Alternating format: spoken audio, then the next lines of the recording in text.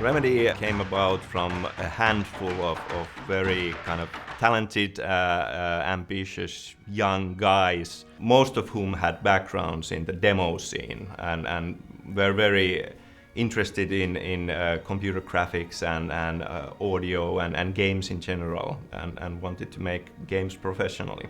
And that kind of background, being able to milk the early computers for performance and beautiful graphics, has clearly helped, and that was the foundation of the company.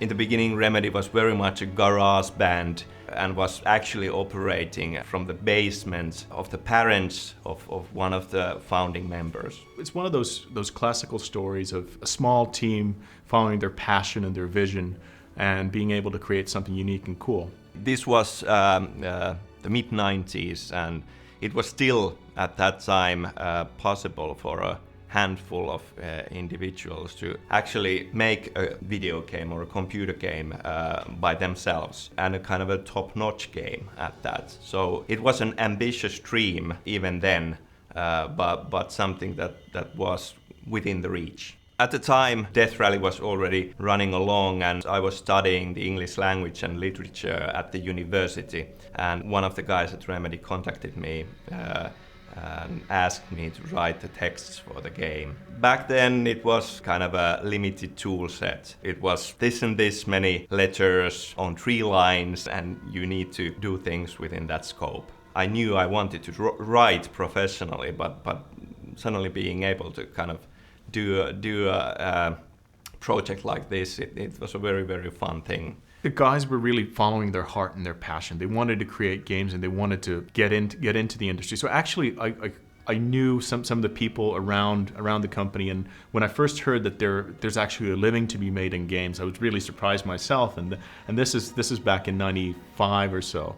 I started hearing the stories of the guys going to trade shows, and actually they're being picked up by drivers in limousines, and that was surprising. What is this stuff? And I never could have fathomed that you could actually make a living in computer games, and much less be successful. More than kind of a bunch of colleagues, it was more like a group of friends doing what they love. Back then, we were all very young and kind of working at odd hours because it was possible, and there were things like mattresses under the desks for someone after they had worked as long as they could go. They could sleep a couple of hours and crawl out from under the table again and keep on working. Death Rally was a 1996 game, so this is a top-down racer, addictive, fun, good gameplay. At that point in time, it was a fairly large game, but essentially around 12 people in the basement, all hot and kind of crammed together and kind of bringing their own computers to work. Death Rally back then was a hit, and we were definitely going to do other games. We knew that. There were a lot of different ideas and concepts for kind of different games floating around. And one of those was a very kind of an early draft of what then became Max Payne. I think that the early concept was called Dark Justice. When we started working on Max Payne, it was bit over 10 guys in the very beginning, and we did have a budget, but it was very, very limited, so we had to kind of get creative to achieve what we were aiming for. So this was still kind of a garage band dreaming up stuff. One of the good examples for how we needed to get creative was that for cinematics we didn't have the resources, and so we decided to use graphic novels to tell the story and ended up using photos for the basis of those shots. And then we suddenly were in a situation that we need to cast all the characters in the game, and somehow it ended up being so that I was going to be Max Payne.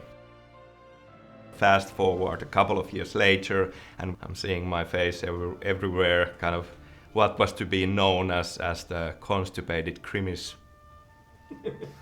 on the cover of the magazines, and the rest is history.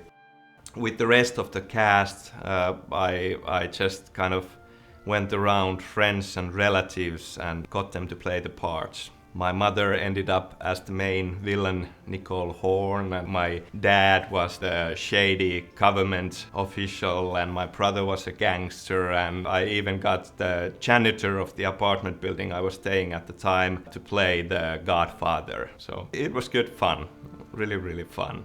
In 2001, Saku Lehtinen, our art director, and myself went down to London to do a demonstration of the game. Unfortunately, at that point in time, we couldn't really fly with proper airlines, so we had to fly with a budget airline, and we were hauling this big PC because no laptop would run the game at that point in time. And the computer got bashed off and the graphics card fell off and so forth.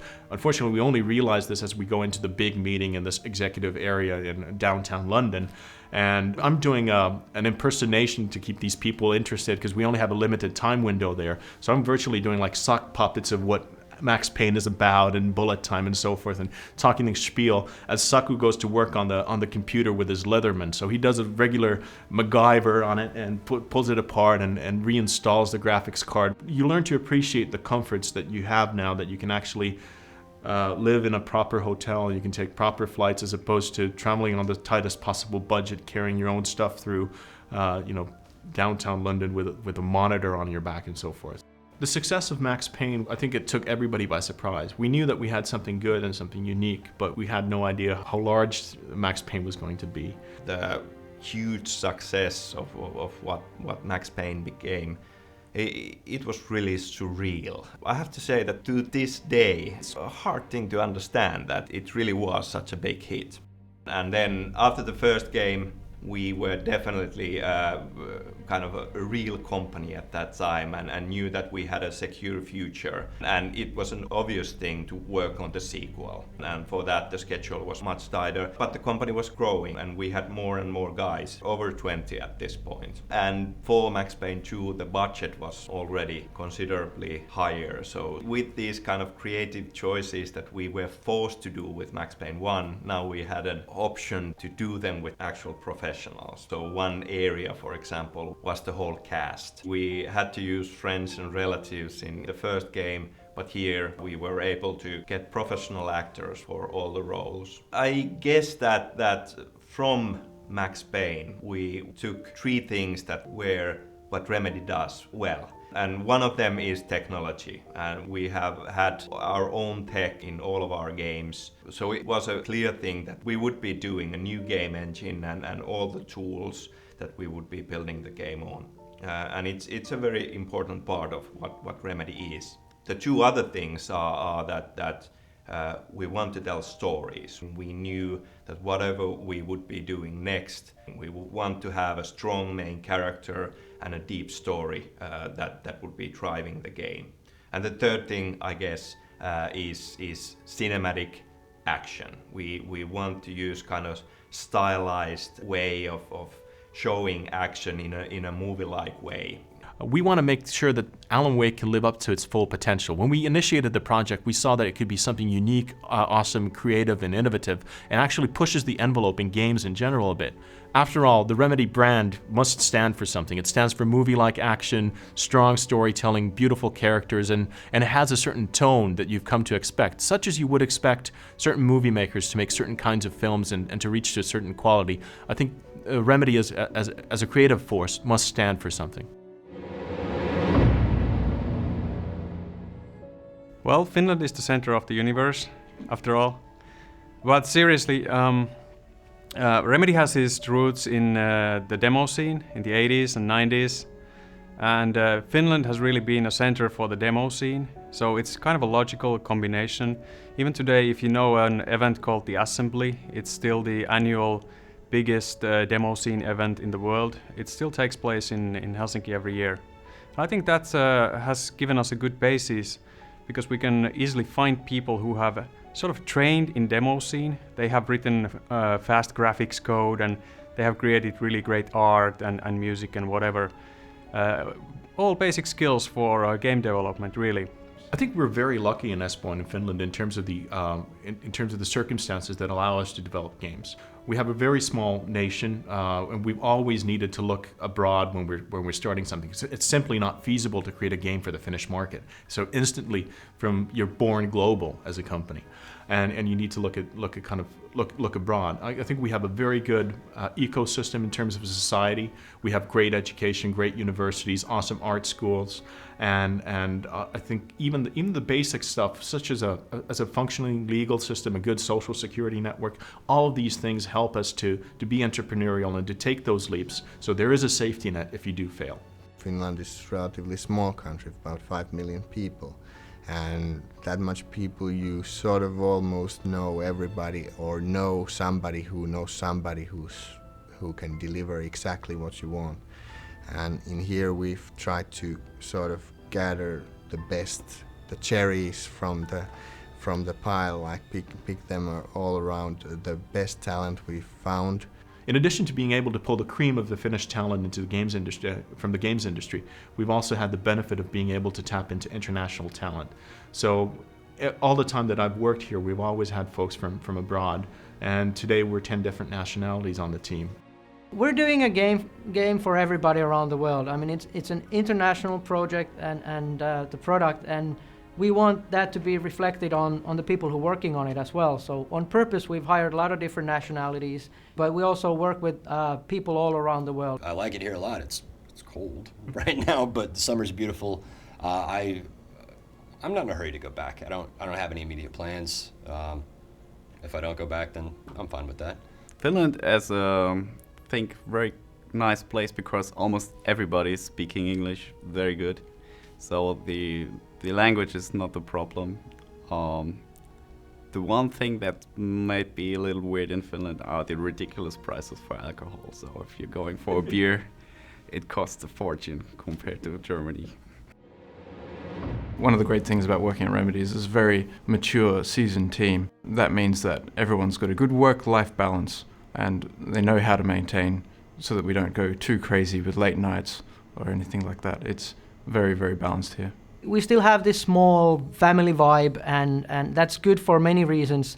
Obviously, it's better for the communication. People know each other, and it's a nice place to work because you don't run into strange faces on the halls. But it's also good for innovation because the group is more tightly knit and working better together, and there's less of that trying to get the whole team moving. When you're smaller, you can be more agile and react to situations more, which is good for the game overall because then you can innovate more. At Remedy we have a really tight team. It was like 25 people or something when I came here. Now it's 45. It's still very small in like international standards, but to me it's of course big because it's like doubled in size. But fortunately it's still intimate, and it's not like a factory, but it's like a good family of people. Remedy is sort of you could say, crossroads where experts in technology, storytelling, and art meet. Sort of the heritage from the demo scene is the fact that code, art, music, everybody talks to each other all the time. Everybody knows each other. It feels more like a family than a company sometimes. I think one of the advantages that we have with the small team is that ideas flow a lot around the company, and many people can have different ideas, and everybody is involved at some level on the design side, and there's lots of talking going around, and I like the fact that people easily talk about design and what we should do and what's the direction that we should take. This is a collaborative effort, and being a small team, it really allows us to communicate with one another. So Sam can go over to Mixer and have a chat about a gameplay element that really works with the story, and on the flip side, Saku can talk to Sam about some visual thing that he's kind of foreseeing in the story. It works really well. Being in a small office in a small team, we really get that communication flow working really well. The older guys here, they teach you very soon that the Remedy logo on top of the package is like a seal of quality, and you have to meet that in everything that you do. The best thing about working for Remedy is that you know that they're not going to put out a game until it's great, and you will be proud of what you work on, and it's not going to get out the door before it hits that point. There's a clear and distinctive Remedy culture, and we want to create something that's larger than a single game, something that becomes almost a part of popular culture in general, and it can cross from one game to the next or different media. So whether it's TV or film or books and so forth. And that's what we want to establish. We want to tell stories. I think fundamentally we're storytellers. A few thousand years ago, you could have some people sitting around a fire and they'd all come to listen to a good storyteller. And this person would relate the emotion and the suspense to these people, and they'd be intrigued by it. I think that's what we're really doing. We're just doing it in people's living rooms with modern technology. That's essentially what we are.